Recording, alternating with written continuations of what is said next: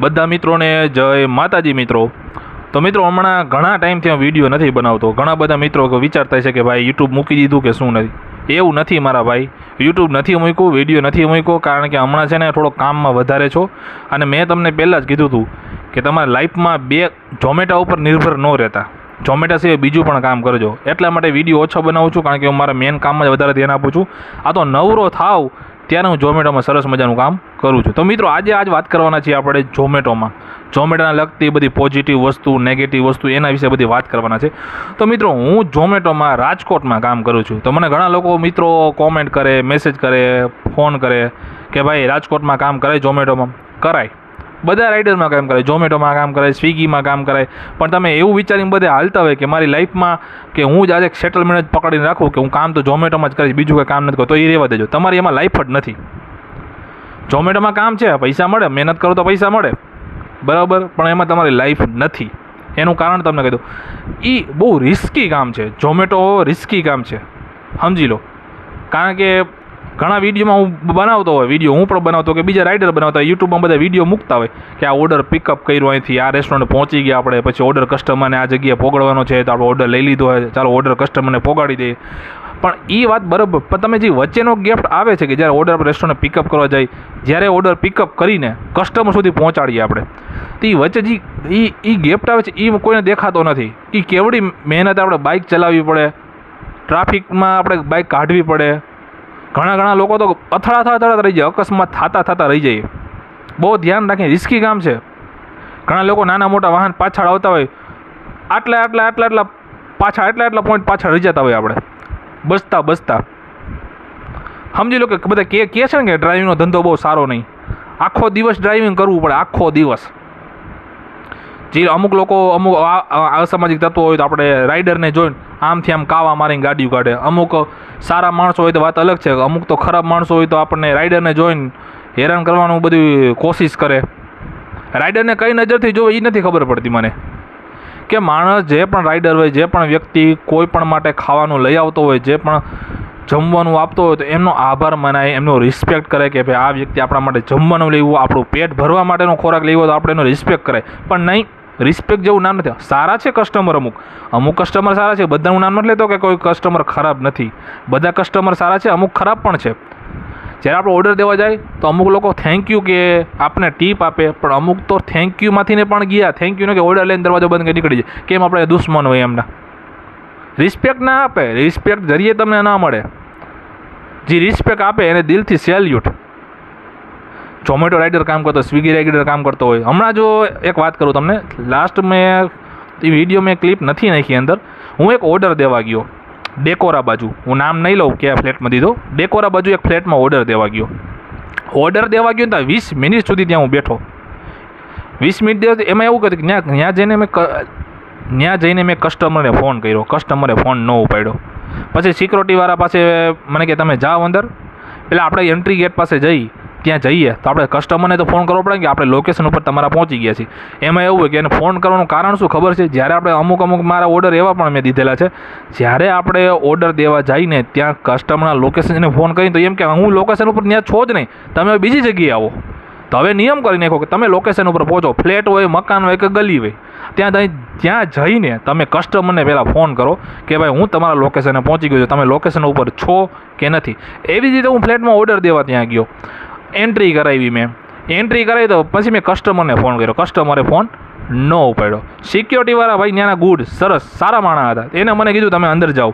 અંદર ગયો તો અમુક ત્યાં સિસ્ટમ હોય, જ્યારે આપણે ફેસ ડિસ્પ્લે હોય, આપણો ફેસ આવે ને ત્યારે ગેટ ખોલે, તો સિક્યોરિટીવાળા ભાઈ શું કીધું તમે અંદર જાઓ, તમે ડિસ્પ્લેની સામે ઊભા રહેજો, તમારો ફેસ દેખાશે અને તમે કસ્ટમરને ફોન કરજો, એટલે કસ્ટમર ઉપરથી કંઈ જી કરે ને આ દરવાજો ઓટોમેટિક ખુલી જશે।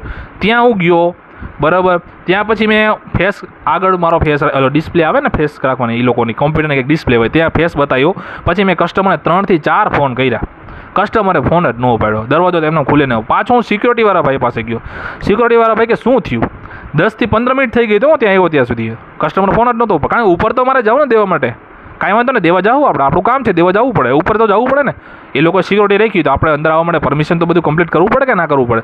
સિક્યોરિટીવાળા પાસે હું ગયો, સર દરવાજો બંધ છે, એ લોકો ત્યાં ફોન નથી ઉપાડતા તો તમે આવો તો એ સિક્યુરિટીવાળા પાસે એક કાર્ડ હોય છે, એ પણ ખોલી શકે ગેટ. તો એ મારી સાથે આવ્યા, દરવાજો ખોલ્યો એમને, દરવાજો ખુલી ગયો, પછી અંદર ગયો, પછી મને કે સિક્યુરિટી કે હવે તમે દઈ આવશો ને? મેં કીધું હા સાહેબ હવે હું દઈ આવી. અંદર ગયો તો 2 લિફ્ટ હતી, 2 લિફ્ટ હતી, એમાં 2 લિફ્ટ ઓનર હતી. મને દેખાણી ને, મને એમ કે 2 લિફ્ટ એકાદ કદાચ નહીં જવાતું હોય, એકમાં જવાતું હશે એવું હશે, આપણે અંદર તો ખબર. અંદર ગયો તો અંદર પણ એ જ પ્રોબ્લેમ હતી, ફેસ શેપ. બહાર આવ્યો પછી મેં વિચાર કર્યો કે એક માળ ઉપર ચડીને સર્વિસ લિફ્ટ હશે, બરાબર. તો હું સર્વિસ લિફ્ટ પાછળ ત્યાં ગયો, બરાબર. આ મેં લિફ્ટ દેખાણી એટલે હું સર્વિસ લિફ્ટમાં ગયો. સર્વિસ લિફ્ટના મેં 2 થી 3 વાર ઓકે કર્યું, સર્વિસ લિફ્ટ ખરાબ હતી, બરાબર. સર્વિસ લિફ્ટ ખરાબ હતી. પછી હું આવ્યો નીચે, પાછો નીચે આવીને પાછો સિક્યુરિટીવાળા સાહેબ ભાઈ ગયો, મેં એને કીધું કે સર્વિસ લિફ્ટ ખરાબ છે. 20 મિનિટ થઈ ગઈ, કસ્ટમરને પછી ફોન આવ્યો, કેમનો? સિક્યુરિટી રૂમમાં. ઓલા ભાઈ આવ્યા હે, પણ 25 મિનિટ થઈ ગઈ. પછી એને મને ફોન કર્યો, મેં સર હું 20 થી 25 મિનિટમાં તમારે ત્યાં આવી ગયો છો, તમને ક્યારનો ફોન કરું છું, બરાબર, તમે ફોન કેમ નથી ઉપાડતા? મેં કીધું હું ઉપર દેવા ઉપર તમારા સિક્યુરિટી એટલી છે ને, આ બધી અંદર આ બધી કાચની બાતની ડિસ્પ્લે એ અમારાથી ન ખુલે, તમારે બધી પરમિશન દો પછી અમે આવી શકી. એ કે મારે એ નથી સાંભળવું, મારે તમારું ખોટું નથી સાંભળવું, કે તમે ખોટું બોલો. એટલે મેં કીધું આ સિક્યુરિટીવાળા રૂમ દો, તમારા કેમેરા ચાલુ છે, હું શું કામ ખોટું બોલું? હું તમને ઓર્ડર ફટે, તમે મારા થોડા હગા છો, હું તો તમને ઓર્ડર દઈને નીકળી જાઉં, પછી મારે પણ બીજા ઓર્ડર ડિલિવર કરવાના હોય ને. તો પછી મને કે મારે તમારું કંઈ નથી સાંભળવું. મેં સાહેબ તમારો ઓર્ડર તમે લઈ જાઓ, એક કામ કરો કે હું તમને તમે બધા અનલોક કરો બધા, તો હું તમને ઉપર આવીને દઈ શકું. તો એ કે તમે રિસેપ્શનમાં ઉભા રહ્યો લઈ જાઉં છો? મેં લઈ જાઉં. મેં કીધું વેરી ગુડ, મેં લઈ જતા હોય તો. ઓર્ડર આપી દીધો, 25 મિનિટ કરી, 20 રૂપિયા ટીપ મેં માન જો તાલી 20 રૂપિયા મેં એમને 20 રૂપિયા પાછા આપી દીધા. શું કામ? મને ટીપ નથી જોતી, મને રિસ્પેક્ટ જોઈ છે. મને રિસ્પેક્ટ આપશે ને કસ્ટમર તો મને બીજો ઓર્ડર પણ કસ્ટમરને દેવામાં મને થોડુંક ઉત્સુકતા વધશે, મને એના માટે રિસ્પેક્ટ જાગશે. પણ અમુક કસ્ટમર આવા પણ હોય, તમને રિસ્પેક્ટ જરીએ ન આપે. અમુક કસ્ટમર સારા હોય છે, મને મિનિમમ વધારે ટીપ એકવાર મળી હતી, કેટલા 400 રૂપિયાના આડેગાડે ટીપ ખાલી આપી હતી. 400 રૂપિયાનું 3500 રૂપિયાનો ઓર્ડર હતો એ લોકોનો, મને 400 રૂપિયા ટીપ આપી.